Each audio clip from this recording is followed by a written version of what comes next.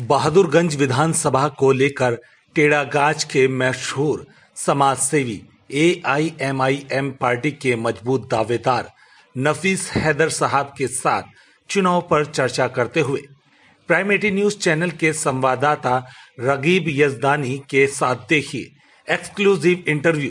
आने वाले आगामी बहादुरगंज विधानसभा चुनाव में AIMIM पार्टी के उम्मीदवार हो सकते हैं। नमस्कार, आदाब।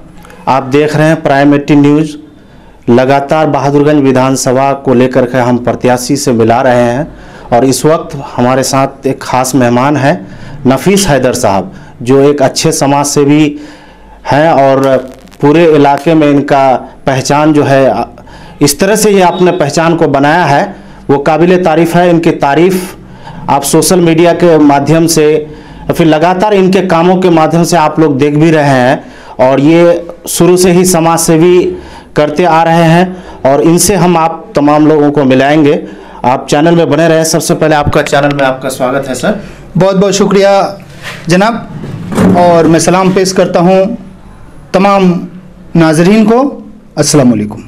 यहाँ की जनता जानना चाहती है नफीस हैदर साहब कौन है और उनका बुनियादी तालीम कहाँ से हासिल हुई और वो कहाँ से बिलोंग करते हैं। मैं नफीस हैदर वल्द नसीम अख्तर, मेरा अब्बाई मकान लोधाबारी टेढ़ागाछ है और मेरी परवरिश, मेरी तालीम व तरबियत पलास मनी बहादुरगंज से हुई है। मैं अपनी इब्तदाई दौर से ही पलास मनी में रहा हूँ। पलास मनी की जामे मस्जिद के मकतब से अपनी तालीम का सफ़र शुरू किया मैंने। मेरे पहले उस्ताद रहे उस्मान साहब, उसके बाद अबरार साहब मेरे बुनियादी उस्ताद रहे। उसके बाद मैंने JNM स्कूल बहादुरगंज में दाखिला लिया। JNM स्कूल बहादुरगंज से इब्तदाई तालीम की शुरुआत की। फिर मिडिल स्कूल बहादुरगंज में दाखिला लिया। फिर उसके बाद रसल हाई स्कूल बहादुरगंज से मैट्रिक किया।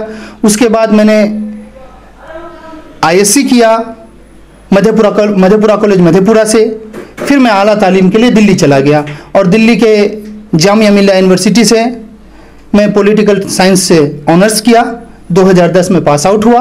उसके बाद मैं तालीमी सफ़र को ज़्यादा देर तक नहीं रख सका। फिर जी नफीस हैदर साहब, आप चुनाव क्यों लड़ना चाहते हैं, क्या वजह है चुनाव लड़ने की? मैं आता हूँ उस तरफ। आपने बेहतरीन सवाल पूछा, चुनाव क्यों लड़ना चाहते हैं। चुनाव लड़ने का असल मकसद मेरा ये है कि हमारे खित्ते की तरक्की हो। हमारा खित्ता बदहाल है, हमारा खित्ता पसमानदा है। हमारे खित्ते में दलित, शोषित, वंचित अक़लियत की तादाद ज़्यादा है और ये इलाका हमेशा से सरकार की नज़र से नज़रअंदाज किया जा रहा है। इसीलिए आपको अगर अपने खित्ते की तरक्की करना चाहते हैं तो आपको एक ज़रिया और एक सिस्टम में आना पड़ेगा। मैं सोशल वर्कर रहा हूं शुरू से, पर आप जब तक सिस्टम का हिस्सा नहीं बनिएगा अपनी तरक्की नहीं कर सकते हैं। इसीलिए मैं सिस्टम का हिस्सा बनना चाहता हूं, इसीलिए मैं सियासत में आना चाहता हूं। किस पार्टी से चुनाव लड़ना चाहते हैं ये आप हमारे दर्शकों को बताएं। मैं अभी मौजूदा वक्त में कुल हिंद मजलिस इत्तेहादुल मुस्लिमीन के ख्यालात से तैयारी कर रहे हैं। नहीं, उनके ख्यालात से हम ख्याल हूँ जी। फिर उनकी जो पार्टी है इस बार पहली बार असेंबली हल्के के इंतखाबात में शामिल हो रही है और मैंने पार्टी के अंदर अर्जी दी है नुमाइंदगी के लिए बहादुरगंज विधानसभा से। और अगर पार्टी मेरी अर्जी को कबूल करती है और बहादुरगंज असेंबली हल्का से मुझे अपना नुमाइंदा बनाती है तो मैं इंशाल्लाह मजबूती के साथ इंतखाबात में शामिल होऊंगा। और भी कई पार्टी है, आप MIM से ही क्यों चुनाव लड़ना चाहते हैं? हाँ, इससे पहले देखिए, जब 2010 में मैंने बात पूरी नहीं की थी आपने, 2010 में मैं ज़ेर तालीम था जामिया में। उसी वक्त हिंदुस्तान का एक बहुत बड़ा आंदोलन हुआ, एक बहुत बड़ी तहरीक चली हिंदुस्तान में स्वराज को लेकर के, अन्ना हजारे जी के नेतृत्व में। उस आंदोलन का मैं हिस्सा रहा। फिर उसके बाद आम आदमी पार्टी बनी, उस आम आदमी पार्टी का भी मैं हिस्सा रहा।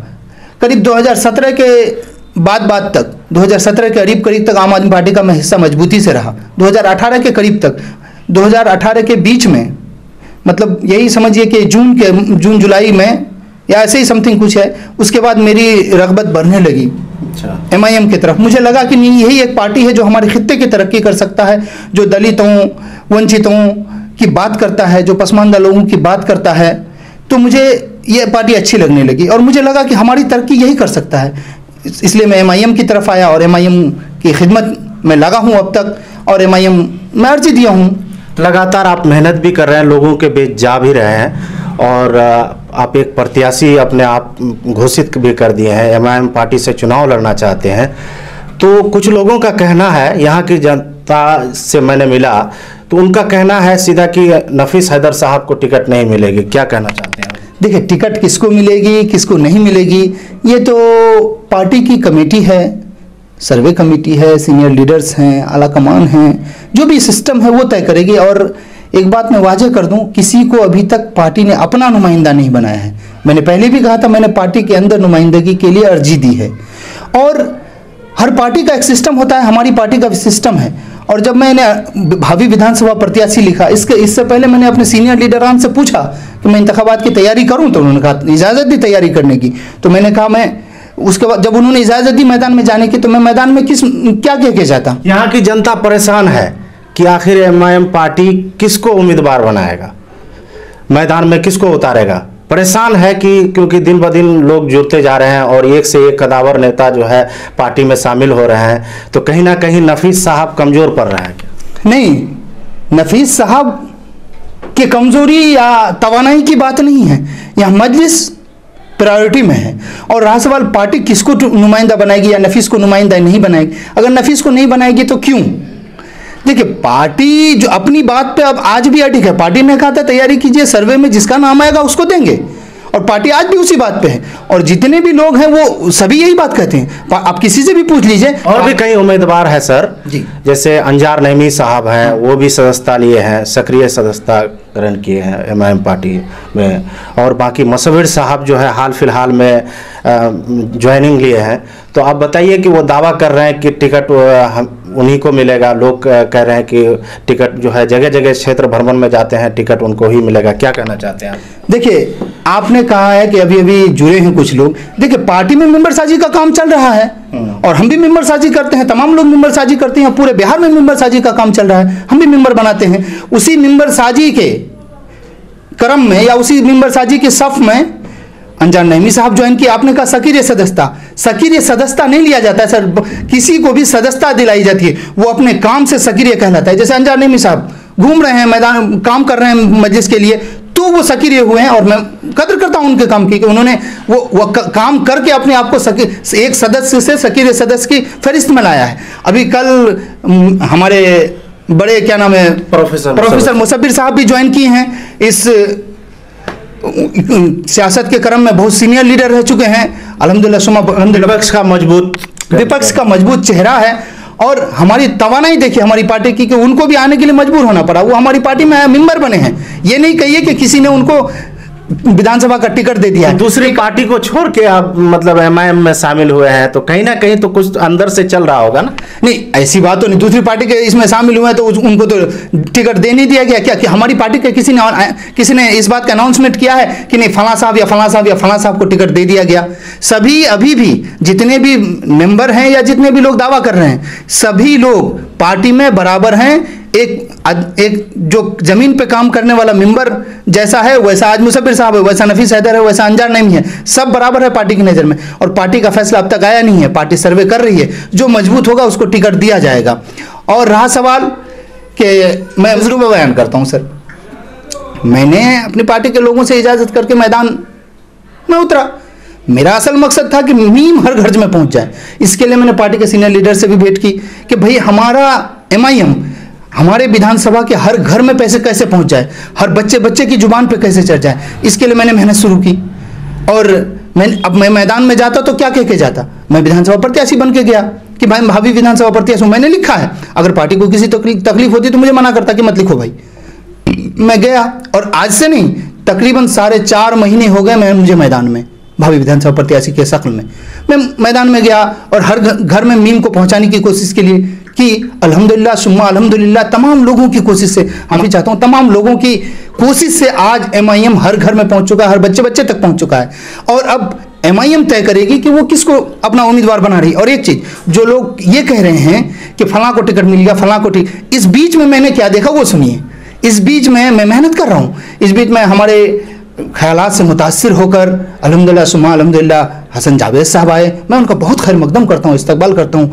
और मीडिया के एक बहुत बड़े चेहरे रहे हैं। जब वो आए थे तो लोग मुझे कह रहे थे टिकट तो हसन जावेद को दे दिया। मैंने कहा भाई किसी को टिकट नहीं दिया और हम टिकट के लिए काम नहीं कर रहे हैं, हमें मजलिस के लिए काम कर रहे हैं। टिकट किसी को दे मजलिस, हमको कोई गुरेज नहीं है, पर हम मजलिस के लिए काम करेंगे, आप लोग काम कीजिए। फिर उसके बाद मंसूर साहब, लगातार आप मेहनत भी कर रहे हैं, इसमें कोई दो राय नहीं। सुन लीजिए, मंसूर साहब आए, उस वक्त भी इसी तरह की बातें सुनने को मिली। जब अंजार साहब आए तो कई लोगों ने कई तरह की बातें की, अंजार साहब का तो फाइनल हो गया, अंजार साहब बड़े काफिला लेकर ज्वाइनिंग किए हैं, तो उन्होंने सिर्फ मेंबर लिया है।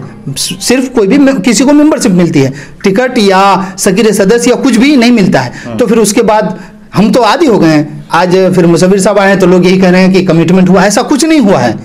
पार्टी आज भी सबके लिए बराबर है, सबको बराबर निगाह से देखती है। और पार्टी जिस दिन अपना नुमाइंदा किसी को घोषित कर देगी अपने ऑफिशियल वेबसाइट से या अपने ऑफिशियल अनाउंसमेंट से, उस दिन के बाद कोई यहाँ का नुमाइंदा और प्रत्याशी होगा। तो आप क्या करेंगे जब कैंडिडेट कोई दूसरा होगा, तब आप क्या करेंगे? हाँ, बगावत करेंगे? देखिए, मैंने ये कहा है कि मैं पार्टी के खबर को फैला रहा हूँ और पार्टी के वसूलों के लिए पार्टी में आया हूँ, टिकट के लिए नहीं आया हूँ। एक बात वाजह हो गई। हाँ, मेरा असल मकसद जो है अपने खित्ते की तरक्की है। मैंने सोचा मतलब पार्टी के अगर टिकट नहीं मिलता है तो आप क्या करेंगे? पहुंचता हूं, मैं उस बात को पहुंचता हूं। आप मेरी बात सुन लीजिए। मुझे लगा कि शायद अल्लाह ने मेरे अंदर वो सलाहियत दिया है कि अगर मैं लोगों के बीच अपनी बात को रखूं, इस खित्ते की नुमाइंदगी के लिए बात रखूं, अगर लोग मुझे चुनते हैं तो मैं इस खित्ते की नुमाइंदगी कर सकता हूं, मैं अपनी तरक्की के लिए सोच सकता हूं। किसी पर भरोसा करने से ज्यादा अच्छा है कि हम खुद तैयारी करें। और हमने तैयारी की। अगर पार्टी मुझे अपना नुमाइंदा, मैं खड़ा उतरता हूं, अगर तो मुझे नुमाइंदा बनाती है तो मैं मजबूती से ले लूंगा। अगर मुझे नुमाइंदा नहीं बनाती है तो जाहिर सी बात है कोई दूसरा आदमी कोई उस पर खड़ा उतरेगा, तो जो हमसे ज्यादा काबिल होगा उसको ना तरजीह देगा। जो हमसे ज्यादा काबिल होगा, जो लायक होगा, जो लोगों के बीच रहा होगा, तो जाहिर सी बात है वो मेरा हमसे ऊंचा होगा, तो मुझे उसकी माननी पड़ेगी। हम पार्टी की बात को मानेंगे, पार्टी तो फैसला लेंगे। पार्टी से आप टिकट मतलब चुनाव नहीं साहब, ये तो सवाल ही पैदा नहीं होता है। हम हर बात कर रहे हैं, हम टिकट के लिए पार्टी में नहीं आए हैं, हम अपनी खित्ते की तरक्की के लिए पार्टी में हैं। इनकेस अगर किसी दूसरे को देती है, वो अगर नुमाइंदा बनता है तो हमारी परेशानियों को दूर करे, नहीं तो हम सदर साहब से सवाल करेंगे कि आपने कैसा आदमी चुना। हम तो सदर साहब को मानने वाले, पार्टी को मानने वाले, पार्टी के वसूलों को मानने वाले और पार्टी के साथ चलेंगे और हमेशा चलेंगे। अच्छा, जैसा आप बोल रहे हैं कि जैसे कि आप बगावत नहीं करेंगे, ये पहले आप क्लियर कर दीजिए, बगावत करेंगे आप? देखिए, बगावत करना तो हमारे खून में नहीं है। और हम क्या करेंगे उस वक्त? बगावत तो नहीं करेंगे, ये तो आप वाज़ेह तौर पे जान लीजिए कि नफीस कभी बगावत नहीं करेगा।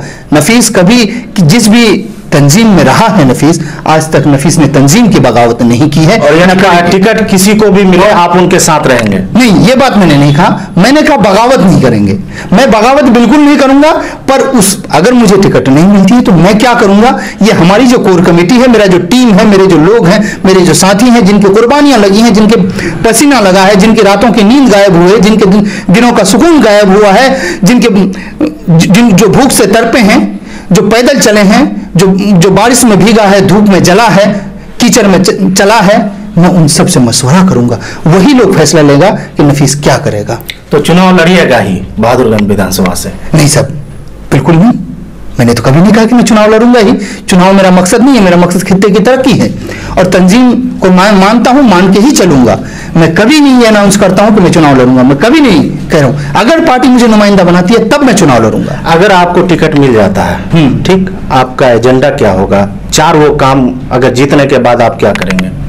हाँ, मैं अगर मैं विधायक बन जाता हूं या असेंबली हल्के का रुकन बन जाता हूं तो 4 नहीं, मेरे पास कामों की फहरिस्त है, पर मैं मोटे तौर पर 4-5 आपको गिना देता हूं। मेरा सबसे पहला जो काम होगा, किसी भी कौम की तरक्की के लिए उनके यहाँ तालीम का होना बहुत ज़रूरी है।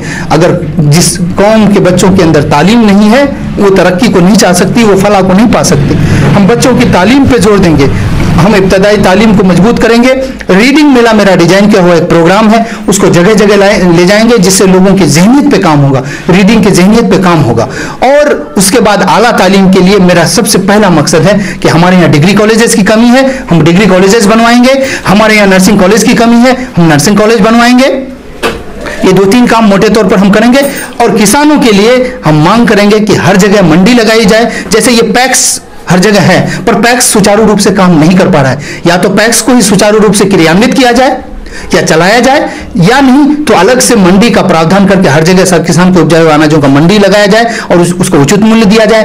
किसानों के लिए पटवन की सुविधा हो, खाद और बीज उसको लोन पे मिल सके, किसानों के लिए करेंगे। और बच्चों के रोजगार के लिए, जैसे देखिए हमारा इलाका किसान बहुल इलाका है सर, यहाँ हम लोग गन्ना उपजाते हैं, यहाँ हम लोग मकई उपजाते हैं, यहाँ हम लोग धान उपजाते हैं, यहाँ हम लोग पटसन उपजाते हैं। हम सरकार से मांग करेंगे कि मकई उपजाते हैं, कच्चे दाम पे कम दाम पे बेचना पड़ता है, सरकार उसको उचित मूल्य, सरकारी उचित मूल्य पे खरीद के हर जगह हर पंचायत में एक मक्के का प्रोसेसिंग यूनिट लगाए। मौजूदा विधायक शिलान्यास में जाते हैं टेढ़ागाछ और कहते हैं कि टेढ़ागाछ को हमने सीतागाछ बना दिया है या सीधा कर दिया है, कितनी सच्चाई है बताइए।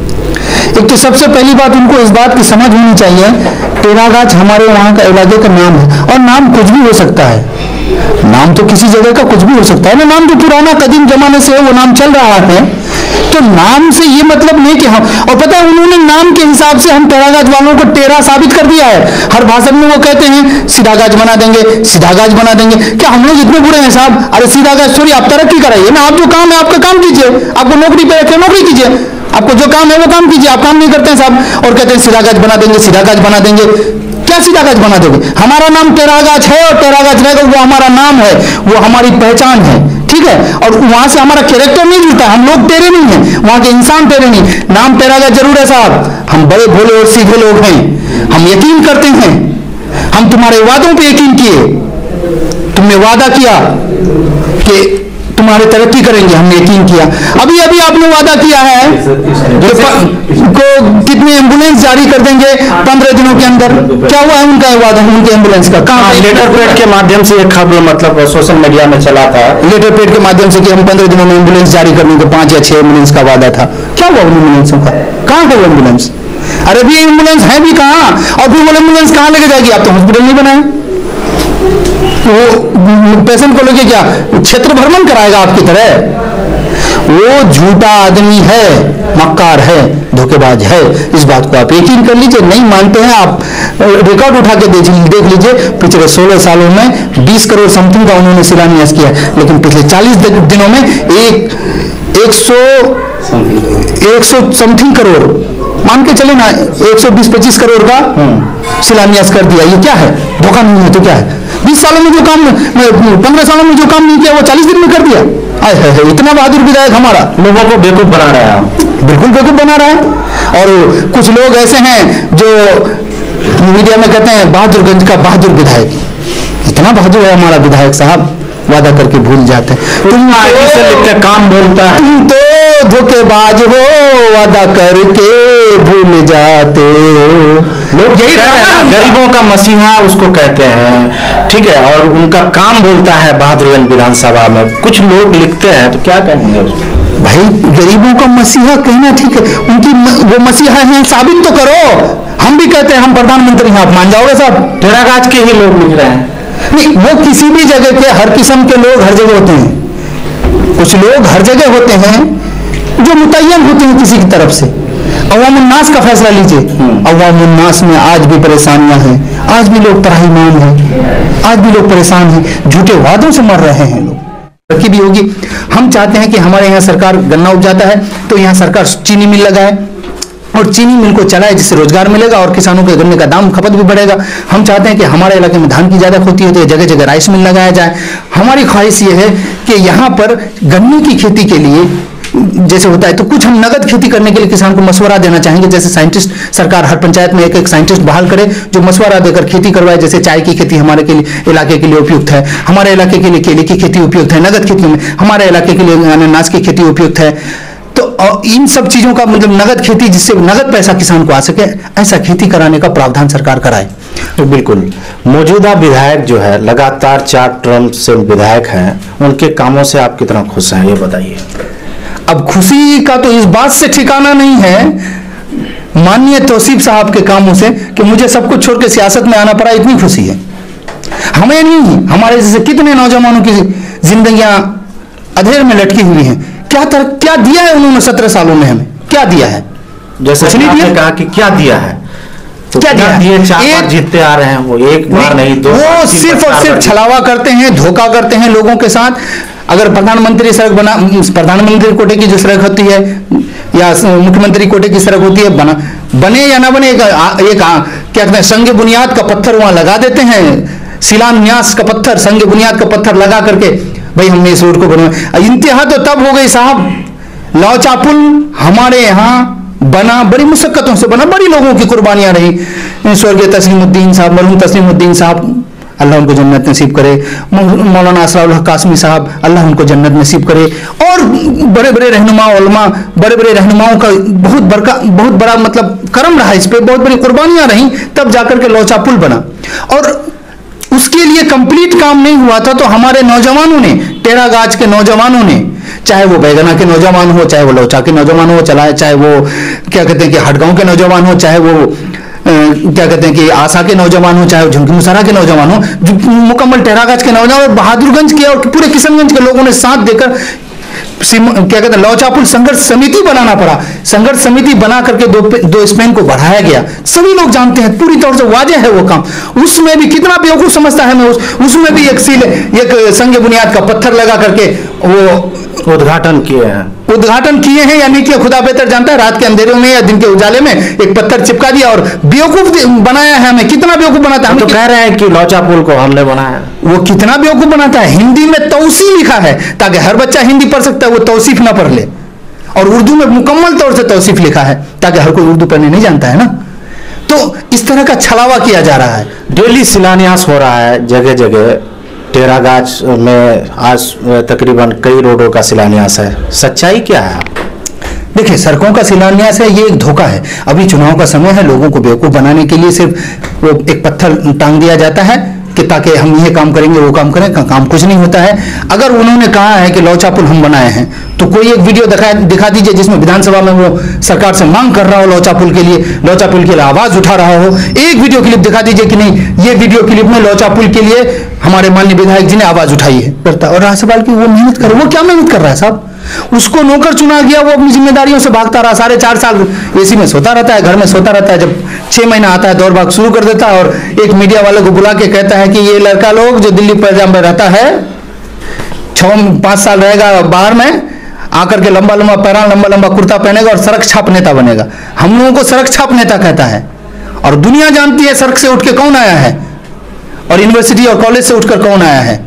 ये दुनिया क्या तारीख नहीं जानती है? दुनिया तारीख नहीं भूली है। किसी को सड़क छाप कहने से पहले 10 बार सोचना चाहिए, अपने गिरबान में झांक के देखना चाहिए। यहाँ की जनता जो है कांग्रेस को लगातार शुरू से ही वोट करते आ रहे हैं और कांग्रेस विधायक मतलब बार बार जीतते भी रहे हैं। तो उन लोगों के लिए आपकी तरफ से क्या मैसेज है? क्या आपकी बार बदलाव होना चाहिए? देखिए, जनता मालिक है, सर्वोपरि है, और ये मैं नहीं कहता, ये हमारी जमहूरी निजाम कहती है। और ये मुझे ही नहीं, आपको ही नहीं, जितने लोग हिंदुस्तान में रहेंगे जो जमहूरी निजाम को मानते हैं, उनको मानना पड़ेगा कि अवाम मालिक है और अवाम ही हमारा मालिक है। और रहा सवाल कि जीतते आ रहा है, लोग पसंद कर रहे हैं तो जीतते आ रहा है, लेकिन लोगों को ठगने का काम जो उन्होंने किया है, सच बात को नहीं रखा है। हम सच्चाई को बताने की कोशिश कर रहे हैं। अगर लोग हमारी बातों को समझेंगे तो जरूर हमारे साथ आएंगे अपनी तरक्की के लिए। एक लाइब्रेरी या एक फैक्ट्री जी नहीं है, बताइए 17 साल के कार्यकाल में एक लाइब्रेरी, एक फैक्ट्री, कुछ भी तो नहीं है। या फिर कोई ऐसा काम जो कहा जाए कि उन्होंने किया हो, बढ़िया से मतलब समझा जाए। और सबसे बड़ी चीज साहब, हमारे यहाँ की सबसे बड़ी दिक्कत जो है ट्रांसपोर्टेशन का मसला है। एक तो हमारी सड़कें खराब हैं, जहां 5 रुपए किराया होना चाहिए हमको 20 रुपए किराया देना पड़ता है। सरकार हमसे महसूल लेती है। आज तक बहादुरगंज विधानसभा का आदमी ये जानता ही नहीं है कि परिवहन विभाग क्या होता है। सरकारी बसें भी होती हैं जिसका किराया कम होता है। सही माने हम लोगों को पता नहीं है, हमारे इलाके के लोगों को पता नहीं है कि सरकारी बसें होती है। सरकारी बसों का तो इल्म ही ज्ञान ही नहीं दिया उन्होंने। 17 सालों से क्या जिम्मेदारी है? यहाँ बगल के कोचाधामन बिशनपुर से सरकारी बस चलती है, परिवहन विभाग की, पथ परिवहन निगम विभाग की बस चलती है कोचाधामन से। और यहाँ आपके यहाँ बहादुरगंज या टेढ़ागाछ से पथ परिवहन निगम की एक भी बस नहीं है साहब। बस नहीं चलती। क्यों नहीं चलती है? क्यों? हमको हक नहीं है? तो लोग कहता है कि आप नेतागिरी करते हैं, तो नेतागिरी करके क्या होगा? ये 5 साल पे आके सड़क छाप लोग कुर्ता पैजामा पहन के घूमता है। अरे सुन लो, कुर्ता पैजामा पहन के घूमने से, सड़क छाप बन के घूमने से, सुनो, लोगों में जागरूकता आती है। अगर उनका नेता, उनके घर का नेता होता है तो उनकी तरक्की होती है। उनको पता होता है कि सरकारी बसें भी हमारे फंड में आती है, सरकारी बस भी हमारा हक है। आज 17 सालों से क्यों नहीं एक सरकारी बस चलाया? बोलता है कुर्ता पैजामा पहन के घूमने से क्या होता है? कुर्ता पैजामा पहन के घूमने से लोगों में बेदारी आती है। चलिए, बहुत बहुत शुक्रिया, कीमती समय आपने दिया। बहुत बहुत शुक्रिया सर आपका, आपके साथ गुफ्तगू करके बहुत अच्छा। बिहार से राघीब यजदानी, प्राइम 18 न्यूज।